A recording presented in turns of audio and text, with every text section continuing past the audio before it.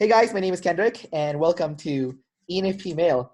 Today I get to interview Asees Sarkaria. Did I pronounce your last name correctly? Yeah. All right, awesome, dude. So Asees, welcome, man. Good to have you here. Thanks for reaching out to do this interview. Yeah, no problem. Thanks for having me. Yeah, for sure, dude. So you are an ENTP, but what kind of ENTP are you? Um, Consume, sleep, play, blast, feminine, extroverted, desire, and I'm almost positive feminine sensory as well. So you're double feminine ENTP, and you're also the most introverted, almost the most introverted ENTP. Mm-hmm. Yeah, you're. I think if you had your blast and play and blast switch, then you would be the ultimate introverted, or almost. Yeah. Almost. You would have to. Yeah, yeah. That. Mm-hmm. All right. So when you got your type from doing coaching calls with Dave. Yeah. And so what did you think when he said that this is your what was your reaction? He actually told me on the first one we had. That was a a long time ago. And I remember I wanted to immediately sit there and just start arguing with him about it. Because I thought I was a decider, and then instead of blast last, play last.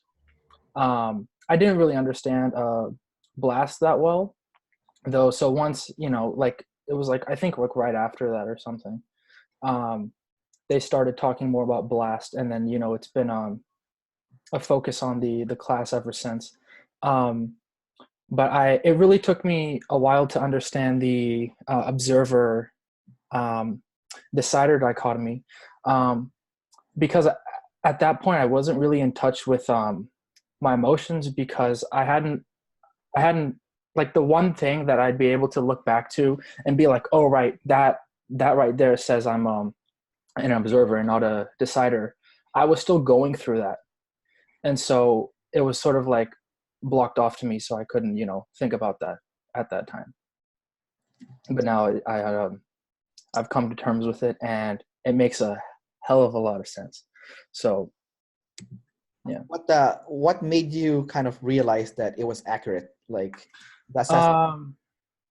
So I mean, part of it was just exposure and better understanding the terms, but so the thing that I finally got processed was band. So basically, my band in high school, so that would be like 3 years now. The 9th and 10th grade, because I'm in 11th, they were pretty much hell for me, because I got hurt really early on into the marching band in 9th grade. And so I didn't really know what the problem was. And neither my parents or the doctor really, because I visited a few and there were conflicting decisions. I know now, but at that time I didn't know what was up, so we didn't know what to do. And so I got a lot of flack for it, because I sat out all of the whole year pretty much for marching band, and so people thought that I was faking it. So I got a lot of tribe hate, and then in 10th grade I got moved up to the first band, because freshmen aren't allowed to be in the top band because we're just not mature enough. And so then I was on the top. I was on the head band director's radar, and so then he started giving me crap too, because he thought that I was faking as well. And I freaked out more about him than I did about everybody else, because he could control me, and he did control me, and he threatened me a lot, and that pissed me off, unimaginably. But when people were talking about behind my back, it's like, oh, they're just retarded. And then once I sort of, over the summer, I think, afterwards, once I was sort of out of that situation, I was able to look back and be like, oh, that's what that was, So it sounds to me that you figured it out because of your fear of control, not so much of tribe hate, essentially. Like someone Yeah. was trying to control the way you were living your life, essentially. Yeah. All right, cool. So why don't we, since we're already on this topic, why don't we talk about that first then? So let's talk about your, you know, your demon SI, you know, so Mhm. you're feminine SI, and you absolutely hate being controlled. So let's talk about that. Do you have any stories to share about, besides the marching band, where like someone tried to control you and you Yeah. just freaked the, freaked the heck Yeah. out, so. Similar story, obviously. I don't remember how old I was, but this was when I was really young. My parents were trying to take me somewhere. And I think my dad wanted me to, he wanted me to wear a different shirt because he didn't like the shirt that I was wearing. And my mom didn't either, I think, but she was like, whatever, it's fine. But I wanted to wear the shirt that I was wearing. And so my dad was like, you're going to change that shirt. And I said, no. And that went back and forth. That reminds me of another story, but I'll get to that. It went back and forth until it got to the point where I cried so hard that I threw up. And then my dad was like, okay, fine, you can wear that shirt. And then the thing that I just remembered was a similar thing. I was a baby because my mom told me this. When they got our first like apartment or something, we had this TV, and my dad and I broke the TV together because he wanted to watch TV and I was messing with him by turning it off. And so we kept doing that until the TV just, like went out. What is your dad's type, by the way? If you were to guess. Probably IJ or an EP who had to always live in that demon state. Because it might seem that way because I can't tell. There's a lot of control, but from what my mom tells me, it's almost as if he wasn't responsible for it, though that could just be laziness. Yeah. So I don't know my dad well enough to say, but yeah, he was really controlling. So it sounds like your dad is the IJ. The IJ archetype. Yeah. Yeah. What about your mom? Oh, she's for sure EJ. Pretty sure she's an ENFJ. Because she started recently saying the my personal truth thing, and every time she says that, I just crack up laughing because it's like and I actually showed her some I think Oprah saying it and some other people, and she also had a good laugh too. But I think she was like more like, "Hey, stop showing me this." Is your mom a teacher then? Yeah, she's a coach, and she used to be a teacher, and then faculty development as well. I guess she's always done teaching in one form or another. Yeah, so definitely typical ENFJ, being a teacher. Yeah, it's like always in a teacher role. Yeah. Yeah. What about your dad? What does your dad do? He was in Customs and Border Protection. I'm not quite sure what he does now because he quit that job for some reason. And then he got another job in some department. But I'm not quite sure what he does. And honestly, I don't care. So Man, I never really asked. You can't make this shit up, eh? Like your mom's a teacher, EJ, and then Yeah. you're doing like, border control. Like it doesn't more stereotypical than that. Yeah. And what about you, man? What do you aspire to be, like, career? Like what grade are you in, by the way? 11. Grade 11. So what do you want to do for, I guess, after you finish high school? Well, the biggest thing right now is like whether or not I'm going to go to college, because if I'm going to go to college and waste all that money, I'm going to waste it properly. So it's like deciding what I want to do, but it's like there's so many things that are so interesting. It's like I wish I could do them all, but I don't have the time or the money. And then the problem is also a lot of the college route leads me to being somebody's employee. And that's a big problem for me because what really sets off my SI, I don't think I said this, it's not control, more so it's incompetent control, right? Because if someone who knows what they're doing and isn't so hell-bent on it has to be this way, or is at least willing to explain it, why it has to be that way, I'm okay with that. That's cool. I get it. But if it's just like, because I said so, then I'll flip my shit. I mean, there's companies that but are more healthy, so you have to filter those people out. Then but it seems like the safest bet for me is just to become my own boss, you know. So you want to be an entrepreneur then? Yeah, and I have some opportunities for that. My mom and I just went to Wisconsin to get trained up for a franchise, Chefs for Seniors. And that's basically where you'll be a chef, like sort of like a personal chef for a like a senior, and you'll make sure that that they have food to eat and that the food is good. Sorry, I just drank way too much water. And so you'll make the food for them, and then you'll make the food for a week, and that's and that model you can scale up pretty easily. And so it seems like a good, cheap first business, you know? Yeah, that makes sense. Can you just turn your, I guess, camera a little bit to the side? Because like the light behind is kind of making it. Yeah.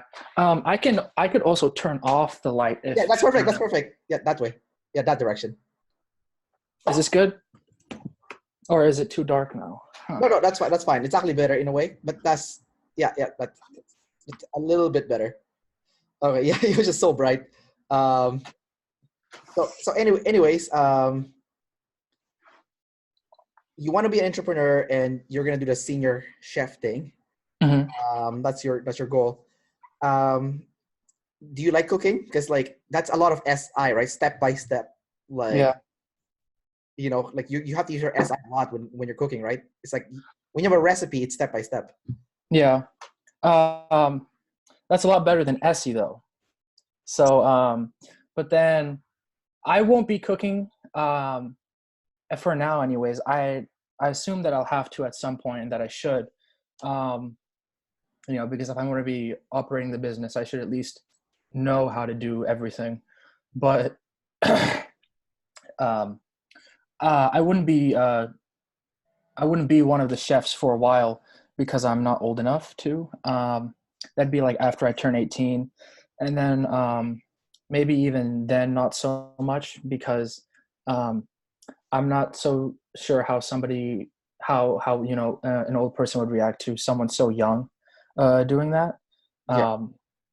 But if that's not a problem, then that's not a problem. My mom would know more about that. But I would be handling more on the just learning what it takes to run a business and stuff, and then also the behind the scenes. And I got some things that I'm working on that as well, with my mom, and then also with the franchisers. I think as long as you don't shave your beard and your mustache, man, no one would know, you know. Yeah. You know. Let's go talk about your TI. You definitely sound like you have masculine TI. You know, for sure. Yeah. Do you piss people off like when you correct them all the time, like when something doesn't sound logically correct or accurate? Yeah, I used to do that all the time with no filter at all, and I stopped because my mom, obviously, she got onto me a lot, you know, because she's the ENFJ, and she's like, "Hey, you can't do that," and I'm like, "Why?" You're also activating her demon. Yeah. That actually caused so many problems for us over these past few years, but it seems like we've sort of found our groove, so that's good. But it was sort of like, because you know, like the younger you are, like the more, like the higher up on the function stack you sort of focus on, you know, because like as I grow older, I'll have to focus less on the FE because I've already worked on that. Yeah. And so it's kind of weird because I can't go back personally as far as I'd like to, just because, you know, the younger you get, especially given how young I already am, there's just not enough there to pull back on. Yeah. But I know that the first opportunity that I got to really sort of see or to really work on my FE was the first week of 6th grade, because I was my mom wanted to put me in a charter school so that I could focus better on the academics. And so that first week I was there, and what I did was I was like, okay, since I'm in a different environment and I don't like how I'm being treated in the environment that I'm coming from, let's see if I change something, if it'll work. And so within that first week, by like the end of it, I was like pretty much the center of attention. Now I wouldn't have been able to keep that up, but it was nice to know that I could at least pretend to do that for a week. And so I figured that, well, if I have this potential, why doesn't everybody treat me as positively at this place than they did? And what do I have to do to make sure that happens? I figured out that given our age, they don't want me to change, right? They want me to stay who I am. Of course, I'm, you know, asserting onto them my own EP problems, but that's at least what it feels like anyways. You know, they want me to stay in the box. And so I figured that, especially now, because high school is almost over, it's like, well, I can basically do whatever I want socially, and I don't have to worry about it because we got so little time left. But then it's also like, I got to find the external groups to go out and pretend different things. So I have lots of fake accounts on the internet because that's super easy. And then I'm also doing objective personality, and that really helped. And then up until recently, I couldn't bear being in the Facebook groups, but now I can. And I think that's because I worked on my blast enough to be able to handle it. How did you stumble on objective personality?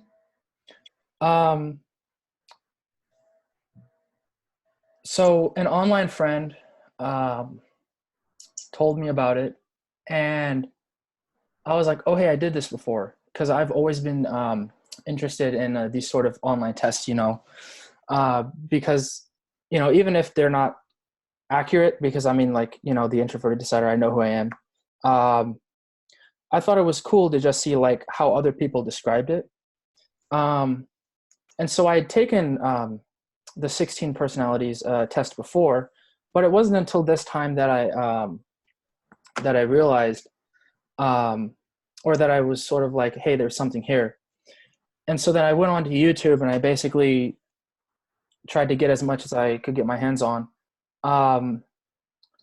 But it wasn't really making sense, because everybody who would make a video, they'd contradict each other and then themselves. And so I was at the point where I was just trying to understand what the cognitive functions were at like the basic level, but that was so incoherent. And then I stumbled onto objective personality by way of the YouTube algorithms. And then I was like, oh, this is really different, you know?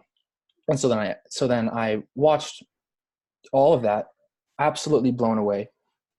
And then sometime later, I noticed the channel banner, right? It says objective personality, but then it says at the right side, the bottom right, really small.com. And I was like, am I seeing that right? There's no way. And so then I went to the website, and I was like, oh my God, there's so much more here than they talk about on the YouTube channel. And so I immediately went to my mom, and I was like, I have to do this. And I think I got lucky, because I was already doing something similar to that at that time. So she was like, yes, please do it. And so I've been in the class ever since. Nice, dude. let's talk about your demon blast. So do you have trouble getting started doing anything? Like, do you have a lot of ideas in your head? Like in your head, it sounds like the most brilliant, awesome idea, but then Yeah. to finally do it, you're like, it's like, there's nothing. Like I can't. Yeah. Hard.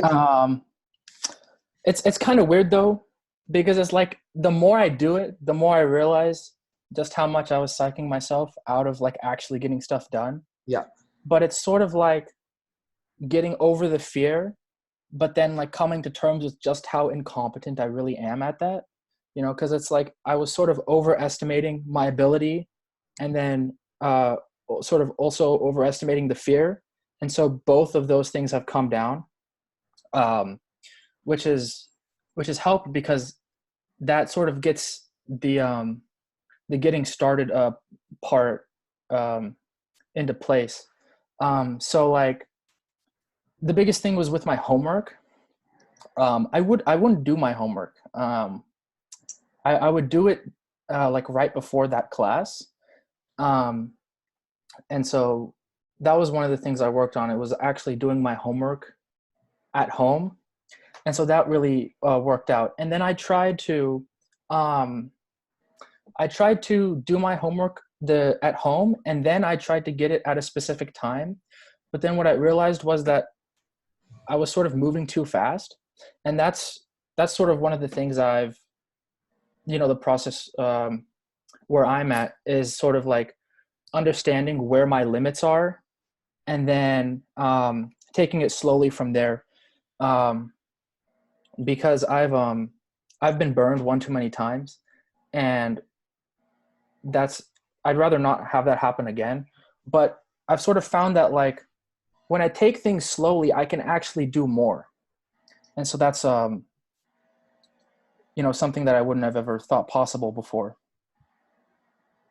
And then and generally in regards to blast, I've always had a problem speaking because it seems to me like the difference between like blast and sleep is like organized your way versus organized in a way comprehensible to other people. And so a lot of the time when I try to talk to people beyond niceties, I sort of look like an idiot because I'm the incomprehensible one to them. And so that's something I've been working on as well. The sort of fluency of my speech, and also the comprehensiveness of my speech as well. Have you ever thought of doing like Toastmasters to improve? Yeah, I actually, I recently suggested that to my mom, that I should do that, because I know that she has her hands in that sort of sphere, so she would know how to get me into that.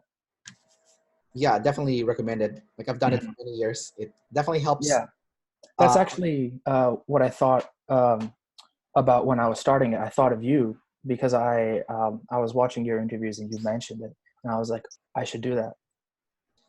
Yeah, man, you'll notice the big difference in like not just your blast but also your play, because with your play using your NE and FE, right? So you can see like the vibe of the room, and then you can know which exact words to say that would like get people emotionally triggered in a good way, not in a bad way, obviously. Yeah. The negative stuff you can do online as a troll, but you probably do that already, but a little bit. All right, cool, dude. So I noticed that it seems to me that you're energy dominant. Like you're obsessed with preserving energy and also when to, I guess, expend energy. Can you talk about when to act? Yeah, can you talk about that a bit?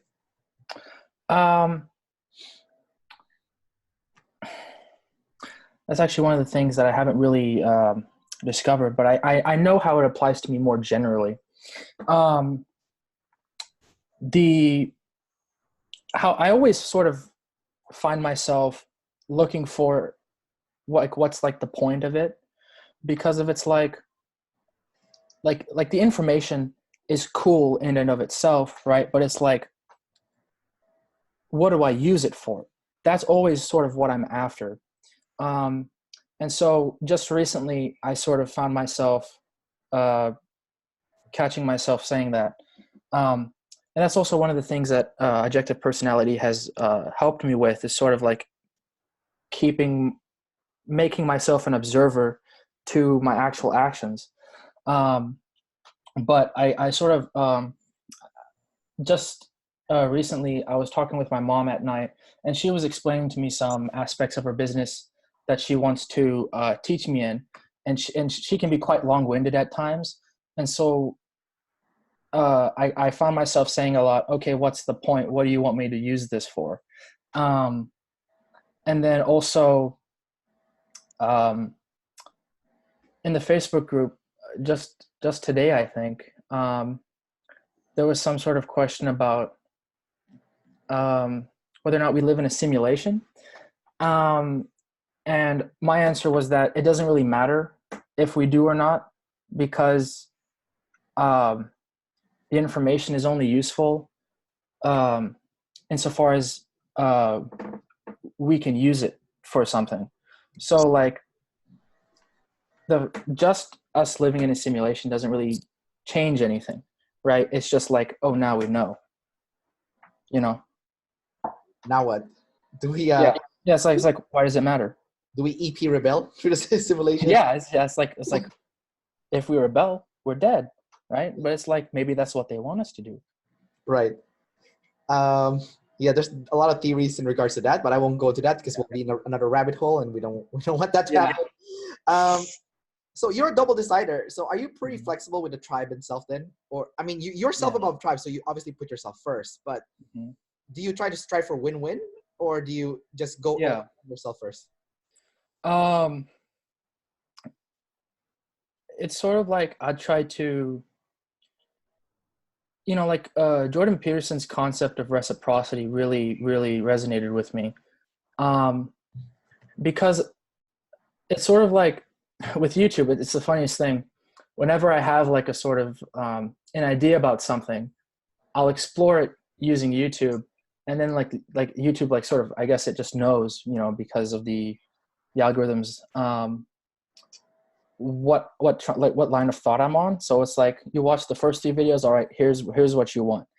And so that's been really helpful. And so sort of just like that, what you said, win-win, that does hold true, because like I've there's sort of like being reciprocal. It's also like it's like twofold dependence on the FE, because you need to be able to do it, but then also be aware of it.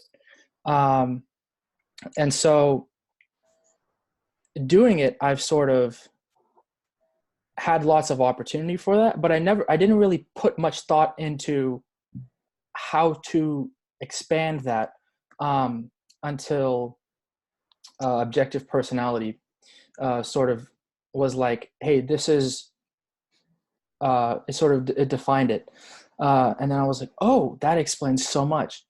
And so you were talking earlier about arguing. I used to argue a lot, and I've noticed in one of my classes there's this girl, and she, like my mom, can't keep her mouth shut, though she's perhaps a bit more unbearable than my mom.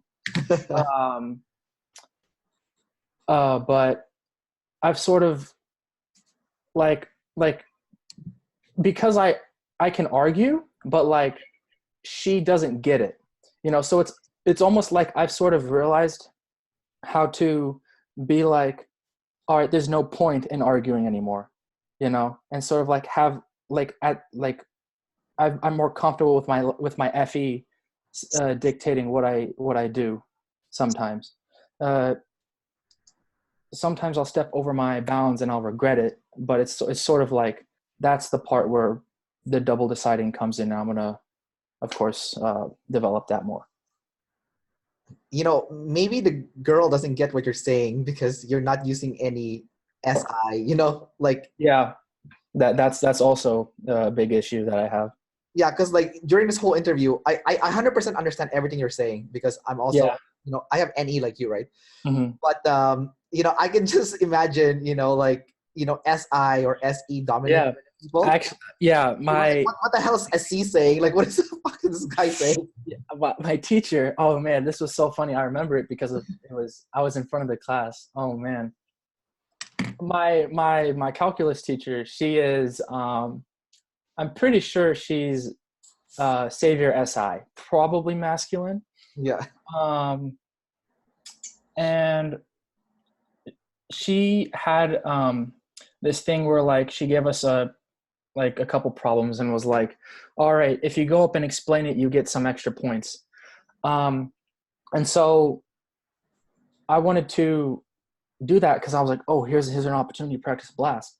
And so then I went up there, and I remember towards the end of the explanation, it was like the last few steps, and then I was like, because I didn't want to go through the math again, because it's like if I just told them what I did, that sort of counts as the explanation.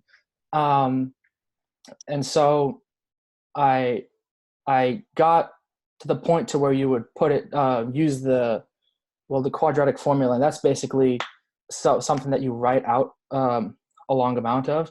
And so then I said something like, you do this and then you get that, and then you do the other thing, and then you get the final answer. And then my teacher was like, whoa, what did you just say? And I was like, what's the problem? and so that was just a funny example of what you're talking about.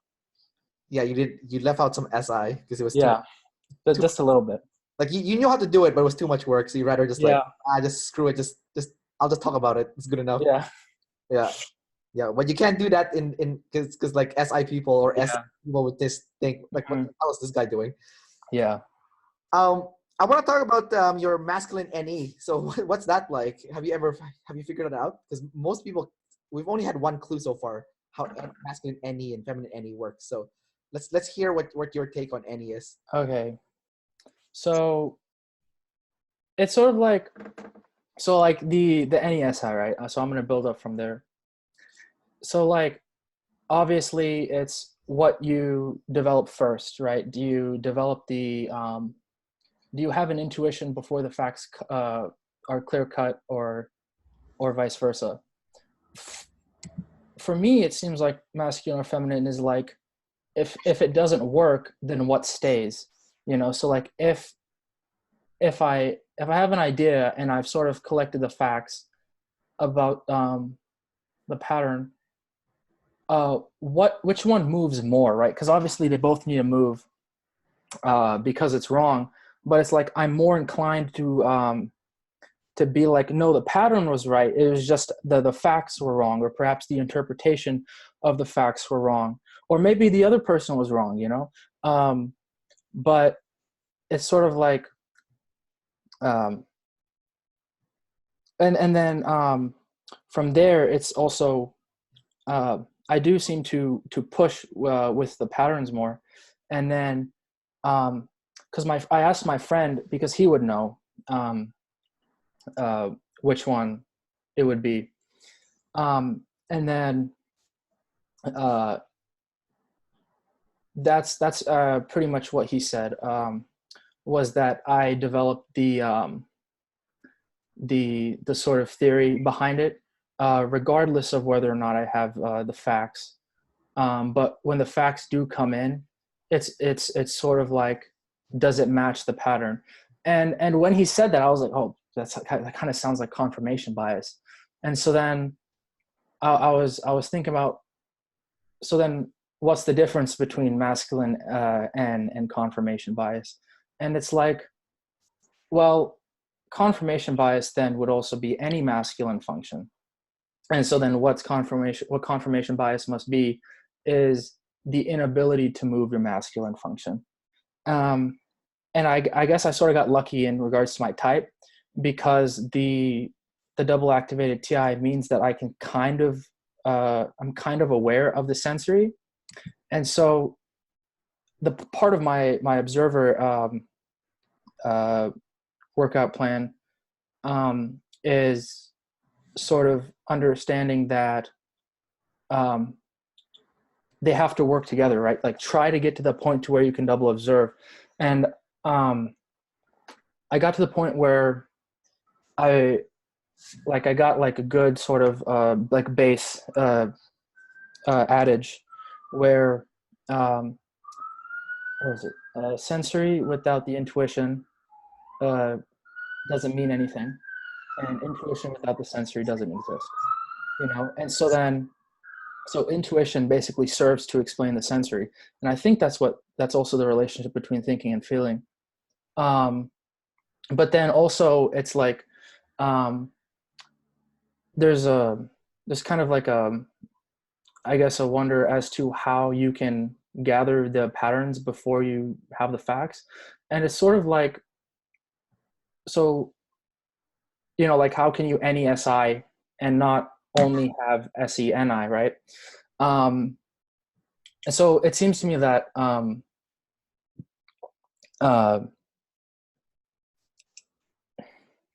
so like all of the parts, right? Like they kind of have real world analogs because that's what we evolved for.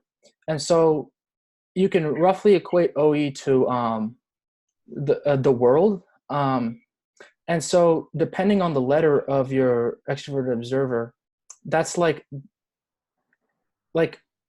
whenever you're exposed to something new, you're going to be taking in both the S and the N, but it's like, what are you trying to focus on? And so then how that relates to the SI is that what, like you obviously have to use sensory to build an intuition, but it's like it's what ratio, but then also like what's your acceptance error, right? So like let's say you notice like one or two details and then you're like, oh, that's the pattern, right? So I was talking with my friend and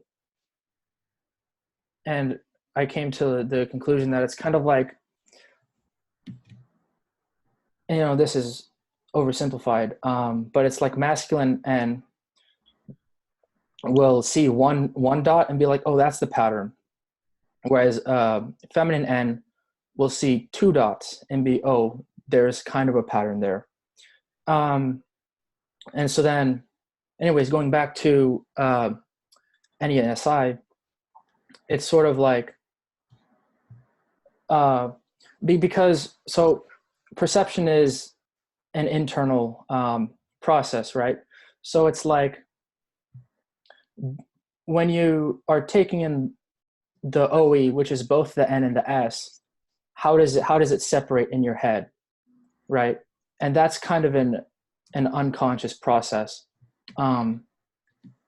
So then does it separate into, here are the facts that I'm being presented with, and here's how they and here's like the abstraction from it, the understanding or whatnot? Or is it here is the sort of general pattern that I'm noticing from all of these things, and then here is the one thing, how it works, or here's all of the things that fit inside of that. Did that make any sense? Okay. I got your explanation, but if I were to tell you the truth, you definitely got to explanation a little bit more, because it was so NT.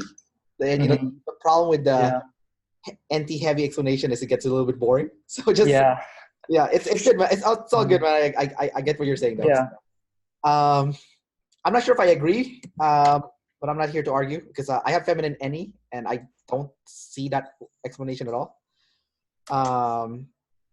You know, like I'm more flexible with my patterns. Like if my pattern, if like I'm always cross-referencing my pattern with a sensory, you know? Like I will never push my pattern on people unless I have like proof, concrete proof to back it up. Right. And so then that would be the difference or one one difference in terms of expression between the masculine and feminine, is that so you wouldn't do that. And so that's something that I have to work on, because that's sort of like my natural thing. And I've done that one too many times and gotten burned. Like push your patterns Push, without push. without Yeah. sensory data. Mhm. Let's talk about double decider again. So they said that double decider have problems with fear more than pain. So Mhm. do you feel like you always have anxiety over something, or there's always fear lingering somewhere in your mind? Yeah, I seem to be like a pretty stable person in general, but where that sort of fear creeps up the most, is it's sort of like, so the way that it's creeped up most in my life is in band, when we have an audition for something, and I'll get nervous even though I know I played it. I'm nervous because I didn't play it enough to calm my SI. And so like, even though I know that I'm good enough to play it, I'm going to get nervous and then not perform it as well as I could have, because I didn't take care of my SI. And so then that's the sort of thing. And that is What do you mean you didn't take care of your SI? the SI in that regard would be like the practicing. Oh, so you didn't practice enough. Yeah. I mean, like, I practiced enough to where like I know that I have it down. Other people will be like, yeah, you have it down. But like that demon, the cause of the anxiety is like, no, you didn't practice enough. And then I'm more aware of that now. But when I was having auditions, I wasn't, and that always caused my problems. Because you thought you practiced enough, and other people thought you practiced enough, but deep down inside, you know you didn't practice enough. Yeah, pretty much. I see. Gotcha. All right, dude. So I think I asked you all the questions already that I have listed here. Do you have any questions that you have for me about functions that you don't have? Because I have FI and I have TE, right? So do you have any questions about those functions that you would like to know more about? So earlier when I said that intuition serves, its purpose is sort of to make sense of the S, and that's also the true with thinking and feeling. What did you think of that, and how that relates to you? That the intuition serves the No, center? no. In regards to your deciders, because for me, I need um, a reason to feel a certain way, and if I don't, like, I've sort of become more comfortable with understanding that at that moment I probably can't come up with a reason, but over time I'll know why. But and then if I can't figure it out, why I'm feeling that way, it's almost always the case that I'm just being emotional, and then right then and there, the feeling's gone. Is that how it works for you? Do you because then you would probably feel um, and not need to have an explanation for that, right? Well, I would feel first. I know. Right. Everybody would feel first, but it's like Well, I know what I'm feeling. I can pinpoint it right away, and I know exactly why I'm feeling that way. Like I know what happened. Like my NE would gather, okay, Mhm. we had this interaction with this person. Let's say someone offended me, and I would feel upset or pissed off. Now it's like, okay, I'm pissed off because this person said this, and because when this person said this, they threatened my need for freedom. Let's say, like I'll let me think of a concrete example here. Like let's say my boss goes up to me. He's like, Kendrick, I need you to during your shift, I need you to take several pieces of paper and make a sign-up sheet for people, because I work in the fitness industry, so that they can sign up and you can teach them some exercises where they don't know the proper form for that exercise, right? So in my head, I'm like, I feel annoyed, right? Because I'm like, I don't want to freaking do that, because number one, I'd rather not be doing anything during my shift than to help people. Not saying I don't like to help people, like, because actually Yeah. when I start helping people, I actually like helping people. But Hmm. the thought of having to go out of my way to help people is annoying. Yeah. troublesome. Mm-hmm. That's the best way to Yeah, say. I feel the same way. Yeah, but when I'm actually doing it, I actually enjoy it. I'm like, oh, what was I like? Yeah. Anxiety over this shit. It's like it's pretty. You know, I'm actually happy that this person, you know, I'm improving their life. But yeah, so you know, that's kind of like how I go with my feeling with anything with life, because I have FI, right? So like I have pretty good self-awareness with like what my feelings entail, like what it means and what I need to do next, you know, so I don't feel that way, you know, like if I feel this way, then this is the action step, like this is the TE, right? Like I feel this way, like sometimes I actually want to feel bad. Okay, I'm like, okay, you know, I'm way too positive, I need to feel like shit, so let's just feel like shit, you know. You know, so in that case, So I'm not gonna look for a solution because I know I just need to feel that way, you know. okay. Like I need And to. so then, is it because your FI would be masculine? How, like, when you are like, hey, I need to feel like shit right now. How hard is it for you to move it? Would it be easy because it's masculine, so you can push on it, or?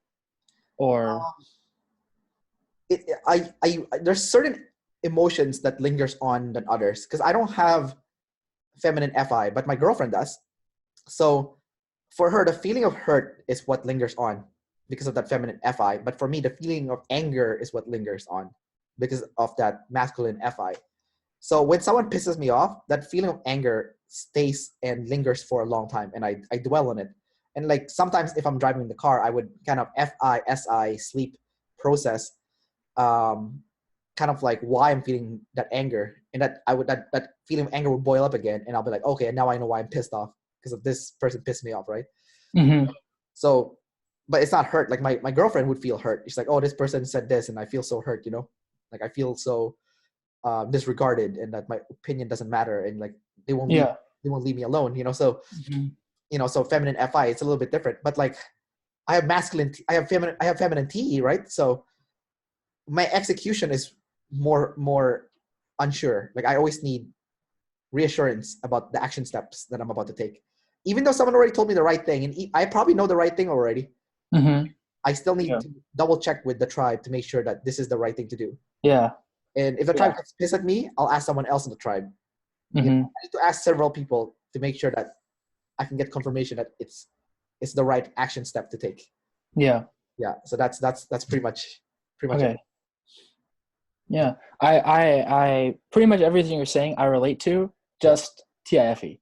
And so that I'm so glad that I can finally talk to someone, you know, who's like that and is like, oh, you know, I'm not crazy. Yeah, you know, you're not crazy, dude.